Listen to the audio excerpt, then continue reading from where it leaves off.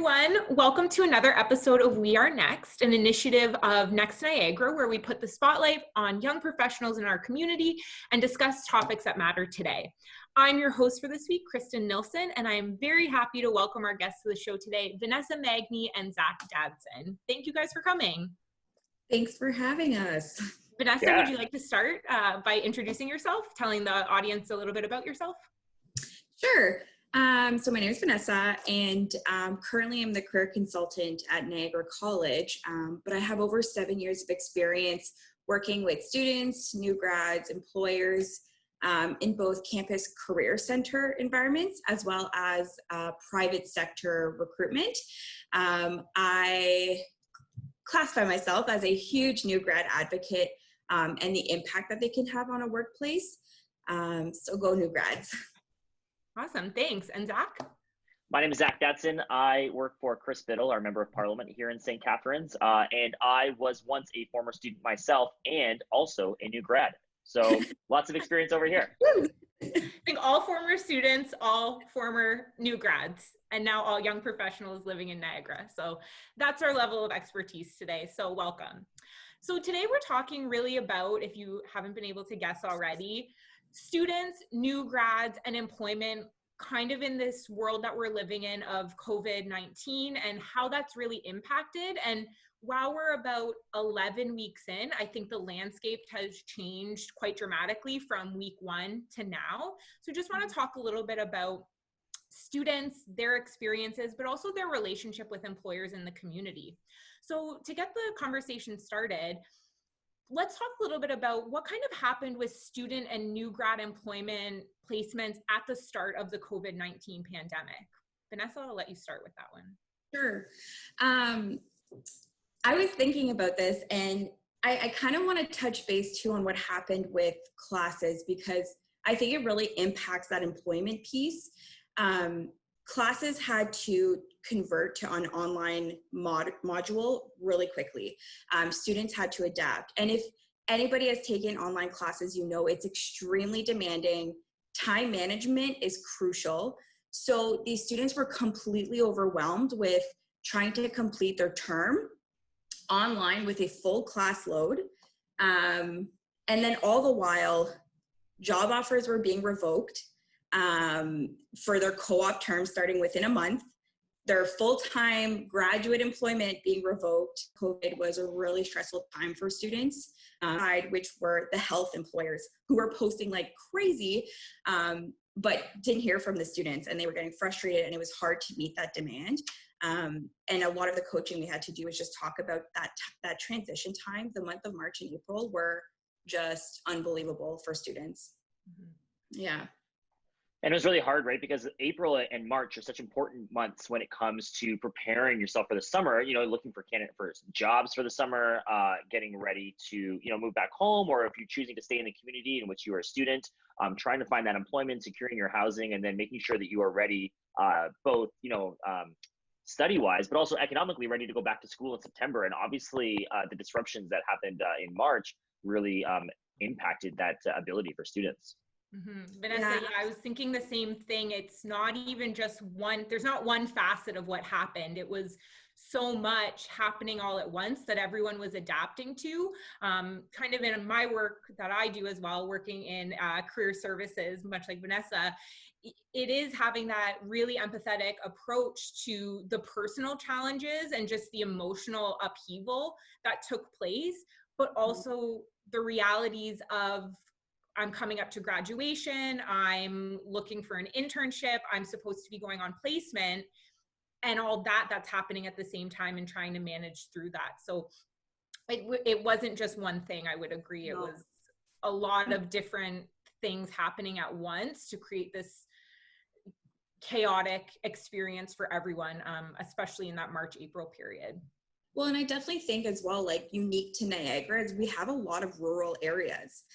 So you had these students trying to navigate 5 classes online, plus if they were let go and needed to work to pay rent, or like Zach was saying about, you know, being worried about schooling coming up, that online process of job search is incredibly difficult with unsteady internet to do video interviews, right? Like it's just, it was a really, really, I think, rough time for students to adjust to a completely new routine.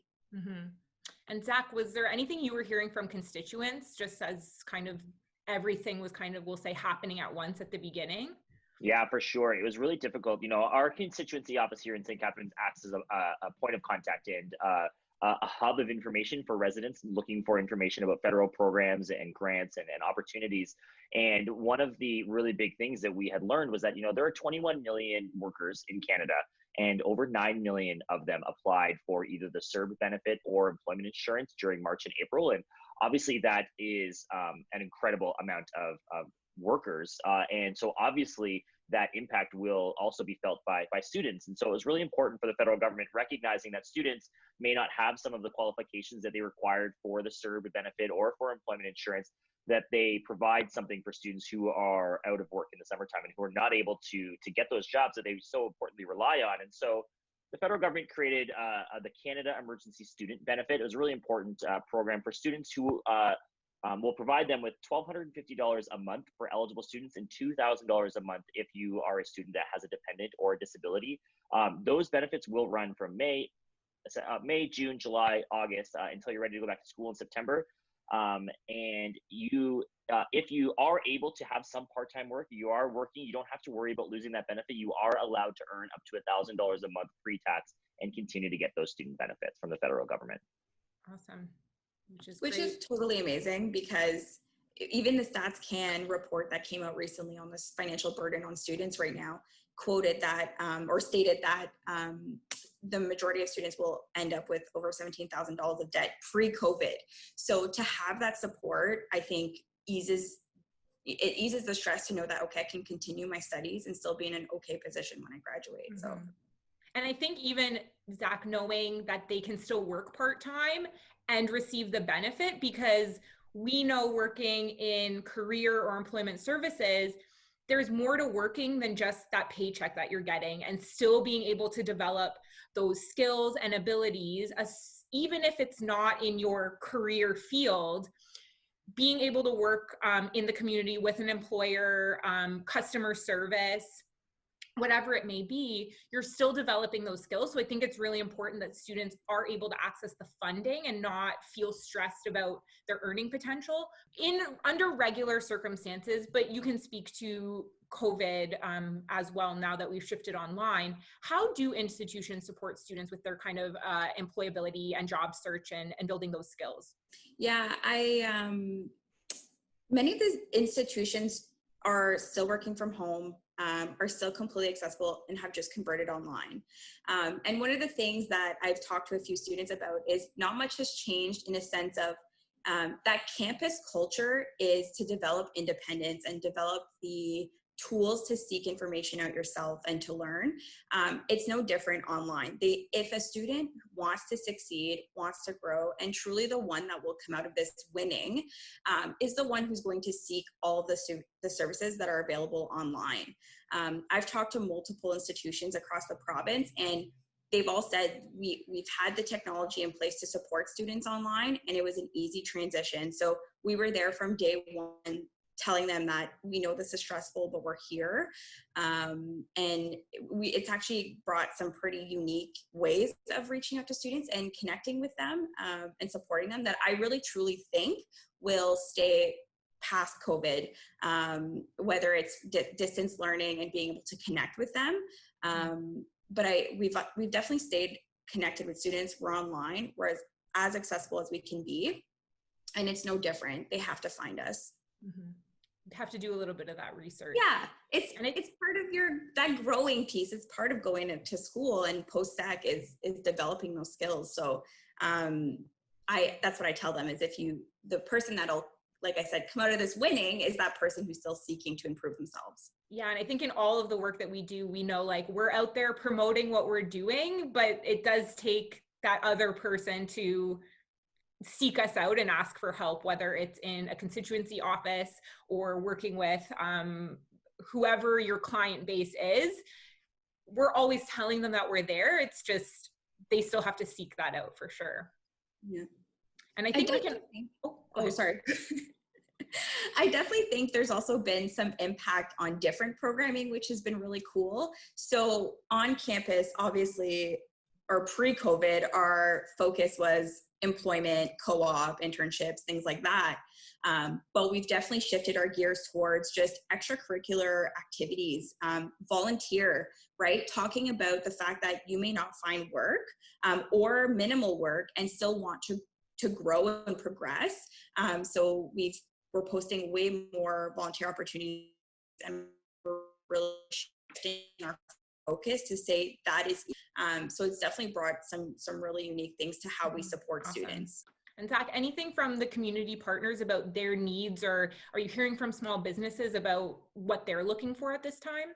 Yeah, obviously it's really challenging, right? That there are lots of service organizations and organizations in St. Catharines and across Niagara that provide such important services for vulnerable communities, but also, just socially active organizations like summer camps and all these other programs that rely on student involvement and engagement. And they're obviously experiencing a challenging time right now. And one of the other things that the federal government did to try and encourage people who are able to be able to volunteer was something called the National Service Initiative and the Canada Student Service Grant, which will provide students who choose to do national service and serve their communities with up to $5,000 towards their education in the fall. And so it's not exactly specifically money in your pocket, but it will be used towards your education and your tuition fees when you go back to school in September. And so hopefully for students who are looking to have that capacity and they're able to volunteer in the community in a meaningful way, the federal government wants to be able to help support that process. Awesome. That's great. Great to hear all of these important initiatives. And I also think back to how things have shifted. We can all agree. Lots of webinars. There's no shortage of information for us to be accessing, but that means that it's available to kind of everyone, and new grads, or if you're looking to make an employment shift. There is truly no shortage of resources online, which does break down the barriers of geography. When you look at an institution, like we're all online, so it's a lot of things to navigate and figure out what you really need. So, but yeah, it's great and it's a lot. Yeah, Zoom fatigue, I think they're calling it, as everyone watches another Zoom call for this video. So thank you for those watching. Now to get into a little bit, and we've touched on this, Zach, in the last question, you definitely touched on employment needs, but just a little bit about that relationship between students and new grads and employers in the community in general. So where are we seeing partnerships, and where are we seeing students and new grads working with employers, and how?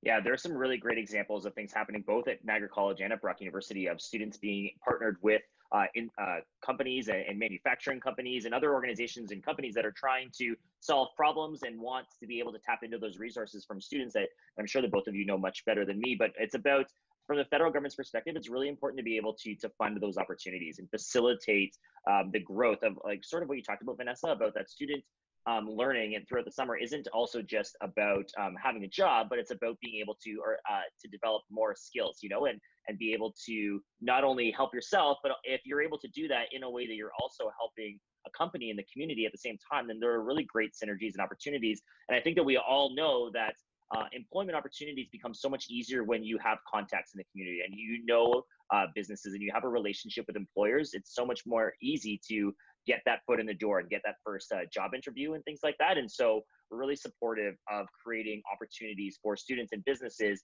to be able to work together to solve challenges here at the local level, but then also provide a benefit on both sides for those students and the employers.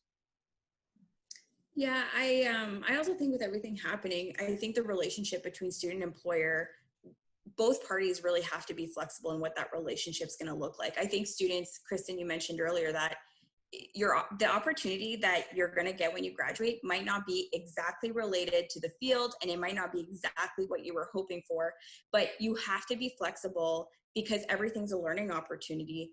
And the employer as well, who you might not be able to offer a full-time employment opportunity right now, but explore co-op as an option to be able to move projects forward, or internships, and connecting with the schools who are in touch with the students still right now, and just rethink the way that your workforce is going to look. So I think there has to be a little bit of flexibility from both parties to say the way we did it before is going to look different going forward. Awesome. And there's a lot of great talent within both institutions in Niagara, but I'm a little bit biased having worked for both. But across the province, when you look at the students, especially if you've worked with students in post-secondary, they have some great ideas, are so driven, are really looking to be able to make a difference. And it's just getting that opportunity. So I think, Venessa, to say, maybe for employers, this might be an opportunity to rethink, what does our workflow look like, and what do our partnerships look like, and how can we maybe reach out to the institutions that we hadn't in the past. Those doors are always open. People are very willing to have conversations. So I think that's definitely something to explore. Yeah, and I just think about this one employer who asked me to support them in an online onboarding system, and for a student. And I was like, well, why don't you then ask the student? Like, that could be something that you use a student for, is to navigate the technology, create a training module for your team, utilize their skill sets. So yeah, it definitely, I think it's just going to have to look different from both parties. For sure. And there are lots of opportunities. The Canada Summer Jobs Program is an annual federal program that's each riding across Canada has about $950,000 allocated to them to provide summer employment for students. And so if you are a not-for-profit organization, you are eligible for the full minimum wage of the cost of the student employee. And if you are a private business, then you're entitled to 50% of that wage. And so to subsidize the employment of a student throughout the summer. And so those are really, really great programs to be able to tap into next year and moving forward. But those programs are also having meaningful employment opportunities for students across Niagara this summer as well. Yeah, absolutely. Graduation time is coming up, and thinking about your own career journey, just any tips for whether it be new grads or perhaps just young professionals who are looking for a new opportunity or to make a switch, just any advice that you would kind of give as your parting words to them at this time?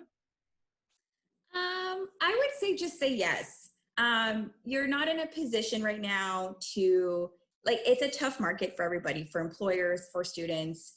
There's thousands of students right now looking for work who aren't sure what September is going to bring. So when an opportunity does present itself, just say yes, try it out. Say yes to new projects, say yes to new initiatives, put yourself out there, and you never know where you'll end up. This is really going to be a time of development and growth. And we're always going to remember this, right? 10 years from now, when they talk about graduating during COVID times, you'll be that person who said yes and who took on something really exciting that could really be a game changer for you in your career. Awesome. Zach?